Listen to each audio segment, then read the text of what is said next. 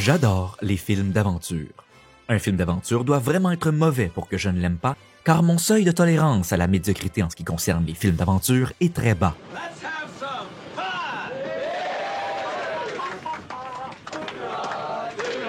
Mais j'ai ma propre définition de ce qu'est un film d'aventure. Une définition qui ne s'appuie sur aucune source, aucune thèse, aucun fait.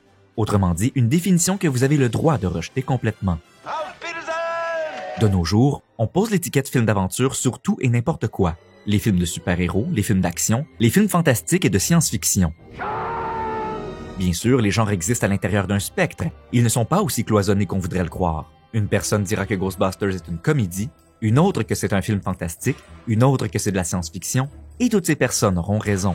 Cependant, il ne suffit pas qu'un film comporte une scène ou un personnage humoristique pour qu'on le classe en comédie. Pas plus qu'il suffit d'une relation amoureuse entre deux personnages pour qu'on classe un film dans les films d'amour. Falling in love with you. Alors comment devrait-on définir ce qu'est un film d'aventure? Dans son livre The Anatomy of Genres, John Truby décrit le film d'aventure comme un sous-genre du film d'action. Le mot « décrit » est un peu fort. En fait, il mentionne l'aventure dans une énumération de sous-genres qui compte également le film de guerre, de sport et d'arnaque. Pourtant, Raiders of the Lost Ark apparaît en 4e position dans sa liste d'exemples de films d'action, après Die Hard, juste le premier, Mad Max, les 4 qui existaient lors de l'apparition de son livre, Terminator, juste les 2 premiers, et il n'est fait aucune mention des autres films d'Indiana Jones. S'il s'agit simplement d'un oubli, alors c'est un oubli drôlement spécifique qui semble plutôt révéler les préférences de M. Truby.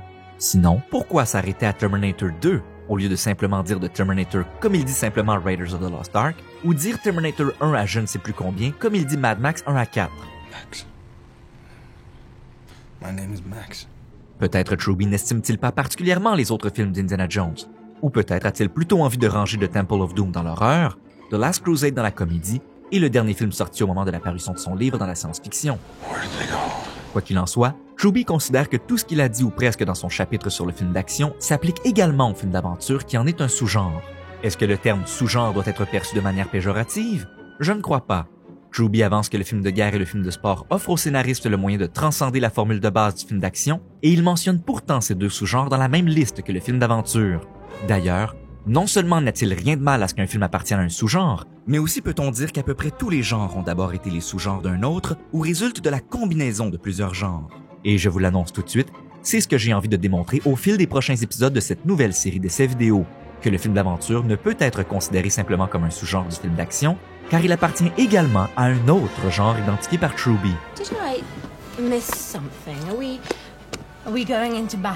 Pour ceux et celles qui n'auraient pas lu The Anatomy of Genres, il s'agit d'un très bon livre comme il en existe une myriade de ce genre. C'est-à-dire qu'on est censé y trouver la formule magique pour écrire des best-sellers ou le meilleur film de tous les temps. Bien que ces livres se révèlent utiles lorsqu'on ne sait pas trop par où commencer la rédaction de notre récit, il faut toujours prendre avec un grain de sel les soi-disant règles qu'on y trouve, surtout lorsqu'il devient évident qu'un auteur force les films à correspondre à son modèle rigide de narration, ou lorsque de grandes œuvres se retrouvent à la poubelle car celles-ci ne correspondent pas au modèle proposé par l'auteur. Your characters must change. And the change must come from them. The Anatomy of Genres souffre de ce problème, tout en se distinguant des autres livres du même genre. En effet, plutôt que de proposer un modèle rigide de narration, ce qu'il propose, c'est plutôt d'expliquer ce que chaque genre signifie, quels sont les enjeux qui devraient être abordés dans chaque genre, quels sont les éléments qu'un narrateur ne devrait pas oublier d'inclure dans son récit en fonction du genre auquel ce récit appartient, et d'encourager les narrateurs en herbe à combiner plusieurs genres. Cependant, on trouve dans le livre certaines curiosités. Par exemple, Back to the Future est rangé dans le fantasy, une décision qui se défend et se comprend très bien lorsqu'on lit le livre, et qui offre une perspective rafraîchissante sur l'analyse des genres, mais qui démontre tout de même les limites auxquelles on est confronté lorsqu'on tente de cloisonner les genres et de présenter un modèle narratif qui soit absolu. Does it run like on regular unleaded gasoline? Unfortunately, no. It requires something with a little more kick. Plutonium! Selon moi, un film d'aventure est un film qui met l'accent sur le voyage, soit à travers différentes régions, soit vers une seule, mais que les personnages explorent en profondeur. Idéalement, une saga d'aventure devrait voir son héros traverser les 3 paysages emblématiques du genre, à savoir le désert, la neige et la forêt ou la jungle. Si ces 3 paysages se retrouvent dans le même film, alors on a un chef-d'œuvre. Ou pas. Ces régions peuvent comporter des éléments appartenant au fantastique ou à la science-fiction, mais on doit pouvoir s'y rendre grâce à des moyens de locomotion qui n'existent pas seulement dans le fantastique ou la science-fiction. Et parlons-en des moyens de locomotion. Dans un film d'aventure, ceux-ci doivent être nombreux et variés. Je veux des bateaux, des avions, des trains, des chevaux, des chameaux. No camels. Oui, des chameaux. Par conséquent, et c'est là que ma définition de film d'aventure devient très spécifique, probablement un peu trop, un film d'aventure doit idéalement se dérouler au 20e siècle, car tout ce qui vient avant risque non seulement de tomber dans un genre plus spécifique comme les westerns, les films de cap et d'épée ou les péplums, mais aussi n'y trouverons-nous pas une grande diversité de moyens de transport. Bobo, hop in. I guess Bobo just doesn't trust your driving. Yeah, he doesn't trust anything that moves without eating grass. Idéalement, un film d'aventure confronte le héros à lui-même, aux autres, à la société, à la nature, au sacré et à la technologie. Cette dernière doit être suffisamment avancée pour qu'elle aide le héros à aller plus loin que la plupart de ses contemporains, mais pas assez avancée pour qu'un satellite ait entièrement cartographié la Terre et qu'on puisse visiter un temple perdu à l'aide d'une simulation holographique. I've got it. The Golden Book of Amun-Ra is at Hamunaptra inside the statue of Horus. Take that, Bembridge scholars. En fait, on pourrait dire que la plupart des films d'aventure modernes s'inspirent d'une manière ou d'une autre des romans de Jules Verne. Jules Verne est considéré aujourd'hui comme un des pionniers du steampunk, un terme qui n'existait pas à son époque. Or, le film d'aventure idéal, selon moi, se déroule plutôt durant la période qui lui succède chronologiquement et qui a servi d'inspiration au dieselpunk. What in God's name is that? I call it automobile. Yeah. But what is it? The future, gentlemen. Contrairement au steampunk, qui met en scène une exagération des capacités de la machine à vapeur et qui se déroule à l'époque victorienne, le dieselpunk n'a rien à voir avec la machine à vapeur et se déroule plutôt durant l'entre-deux-guerres. Et il s'agissait vraisemblablement de ma période de fiction spéculative préférée avant même que je ne connaisse l'existence de ce terme, car outre les films d'aventure déjà nommés, j'ai toujours eu un faible pour les films noirs, les films pulp, Lovecraft et même mes versions préférées de Batman et mon jeu de société préféré s'inspirent du dieselpunk ou y appartiennent carrément. Get the car.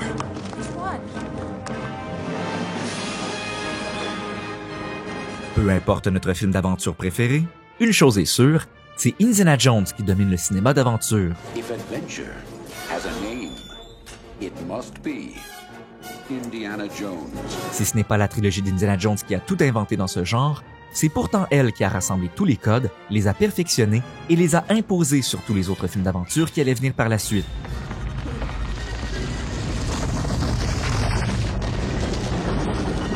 Mais alors qu'enfant, j'écoutais et je réécoutais les films d'Indiana Jones parce que je raffolais de cet aventurier qui parcourait le monde en multipliant les moyens de transport et qui se confrontait notamment aux sociétés secrètes et au totalitarisme, je lisais et je relisais les bandes dessinées d'un autre héros, un aventurier qui parcourait le monde en multipliant les moyens de transport et qui se confrontait notamment aux sociétés secrètes et au totalitarisme. J'ai nommé Tintin. Alors que certains croient que Tintin sera toujours un vestige du 20e siècle et qu'il est destiné à disparaître avec le temps, je vois plutôt Tintin comme l'aventurier par excellence, et ce peut être justement parce qu'il a traversé et conquis le 20e siècle et qu'à travers ses aventures, comme le fait remarquer la philosophe et essayiste Laurence Vanin, Hergé a pu porter un regard avisé sur le colonialisme, la Seconde Guerre mondiale, la guerre froide, l'émancipation scientifique, les grandes découvertes archéologiques, l'anthropologie, la conquête de l'espace, ainsi que plusieurs autres grandes aventures qui ont, pour le meilleur ou pour le pire, marqué ce siècle rempli de péripéties. May this new century be your son, as the old one was mine. En grandissant, j'ai fini par comprendre que non seulement ce n'était pas tout le monde qui partageait mon enthousiasme pour Tintin, mais aussi que ce n'était pas tout le monde qui voyait Tintin comme moi, c'est-à-dire d'abord et avant tout comme un aventurier. En effet, pour plusieurs personnes, Tintin n'est qu'un personnage de la bande dessinée belge qui ne se démarque pas des autres. Loin de moi l'idée de dénigrer Astérix ou les Schtroumpfs, mais Tintin vient tout simplement plus me chercher. Comme le dit Renaud Nattier, les aventures de Tintin se caractérisent par une multiplicité des niveaux de lecture qui permet à des publics divers de s'y intéresser. L'action, l'aventure, l'évasion, l'histoire, l'ethnologie, l'amitié, la psychologie, la peinture de caractère, autant de registres contrastés qui coexistent à l'intérieur d'un même album. Bénéficiant d'une réception très étendue, la bande dessinée d'Hergé suscite tout autant les thèses d'université que les jeux pour enfants, les dessins animés que les essais philosophiques ou psychanalytiques. Le réalisme n'est nullement incompatible avec le comique, les gags n'étant jamais longtemps absents du récit pour réduire la tension. Dans son livre Le mystère Tintin, Nattier explique de manière encore plus détaillée.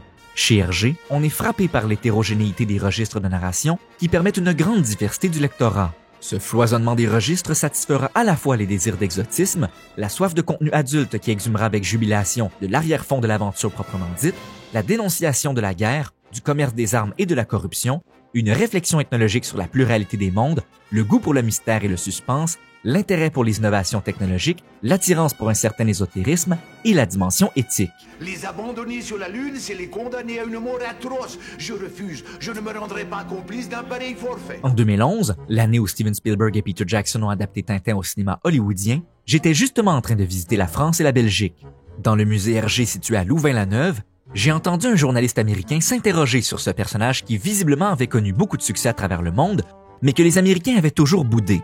Le journaliste en question avait pointé une statue grandeur nature de Tintin en demandant s'il s'agissait de sa taille réelle. Plus précisément, il avait demandé si celui-ci était réellement aussi petit que Robin et pourquoi les gens l'aimaient autant s'il ne possédait pas de pouvoir comme les super-héros des comics américains. Mettons quelque chose au clair. Lorsque Jean-Pierre Talbot fut choisi pour incarner Tintin au cinéma dans les années 60, il a dû suivre des cours de judo, de natation, de mime et de moto. Alors croyez-moi lorsque je vous dis que Tintin est badass. Je suis très obstiné moi aussi, monsieur Carabine. Atterrissez. Sinon, vous êtes un homme mort. Mais dans son livre Faut-il brûler Tintin, Natty dit que Tintin n'est pas James Bond. Tintin résiste aux méchants, triomphe des bandits et se positionne indiscutablement au-dessus du commun des mortels par son courage et son endurance physique, mais il n'est pas un héros infaillible. Ce à quoi j'ai envie de répondre, bien sûr que Tintin n'est pas infaillible. Combien de fois ses ennemis ont-ils réussi à le neutraliser en le frappant par surprise en arrière de la tête? Dans les premiers films de sa franchise, James Bond ne traversait pas 3 ou 4 pays au fil d'un film, il en explorait un qui devenait le cadre et la personnalité du film en question, et l'on pouvait par conséquent rebaptiser les films en fonction du pays que James Bond visitait. James Bond en Jamaïque, James Bond en Turquie, James Bond dans les Bahamas, James Bond au Japon, et ainsi de suite, de la même manière qu'Hergé intitulait les aventures de Tintin au début de la série. When one is in Egypt, one should delve deeply into its treasures. Les gens qui ont mon âge ou qui sont un peu plus sages se souviendront sans doute d'une époque où il ne suffisait pas de googler un pays pour voir de quoi il avait l'air. En effet, si l'on voulait voir par exemple les pyramides de Gizeh, il fallait en trouver une photographie dans un livre à la bibliothèque. Le genre de l'aventure, c'est celui par lequel notre propre monde, celui qui appartient au réel, devient aussi fascinant et excitant que les univers inventés qu'on retrouve dans la science-fiction et le fantasy. Et peut-être est-ce pour cela que les meilleures histoires d'aventure nous proviennent du 20e siècle. À cette époque, les films d'aventure avaient une réelle et profonde vocation, celle de nous faire visiter le monde et de nous faire voir des choses qu'il était impossible de voir en restant chez soi. Je ne veux pas faire mon vieillard, mais le public qui a grandi à une époque où il est possible de tout faire grâce au CGI ne pourra jamais réellement comprendre ce que ça représentait à l'époque de Lawrence of Arabia, de filmer un mirage ou d'envoyer une équipe de production à l'autre bout du monde pour trouver un paysage qui n'avait jamais été filmé.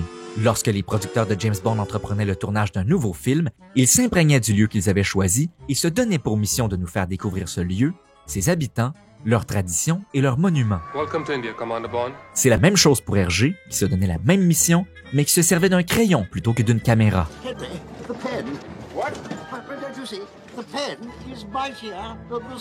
Ce que je vous propose dans cette nouvelle série d'essais vidéo, c'est de donner au genre de l'aventure ses lettres de noblesse en se servant des aventures de Tintin pour écrire le chapitre manquant du livre de John Truby. Et pour vous prouver que Tintin est un aventurier, je le comparerai continuellement à Indiana Jones. Indiana Jones. Always knew someday you'd come walking back through my door. Mais Indiana Jones n'est qu'un des nombreux avatars par lesquels Spielberg nous a raconté sa vie sous la forme d'un parcours qui obéit aux conventions narratives découvertes ou établies par Joseph Campbell. Je ne répéterai pas ce qui a déjà été dit sur les limites du parcours initiatique identifié par Campbell. D'autres l'ont déjà fait avant moi. Mais comme je l'avais dit à la fin de ma série sur Star Trek, on ne peut pas tout simplement nier l'existence de certains archétypes narratifs si c'est pour ensuite accuser les auteurs de plagiat lorsque ceux-ci les réutilisent accidentellement ou non, et on ne peut pas seulement attribuer les coïncidences de plusieurs œuvres à l'éducation catholique de leurs auteurs. Vous constaterez vous-même au fil des prochains épisodes que la filmographie de Spielberg renvoie son parcours de la même manière que les aventures de Tintin renvoient celui d'Hergé. Comme c'était le cas avec mes 2 précédentes séries d'essais vidéo, celle qui portait sur Batman et celle qui portait sur Star Trek, chaque épisode de cette nouvelle série s'appuiera sur les épisodes précédents pour révéler progressivement tous les secrets de Tintin. C'est pourquoi je vous encourage à visionner la série dans l'ordre et à cette fin, comme je le fais à chaque fois, je numéroterai chaque épisode. Pour être sûr de ne pas en rater un et pour encourager la chaîne, je vous invite également à vous abonner si ce n'est pas déjà fait.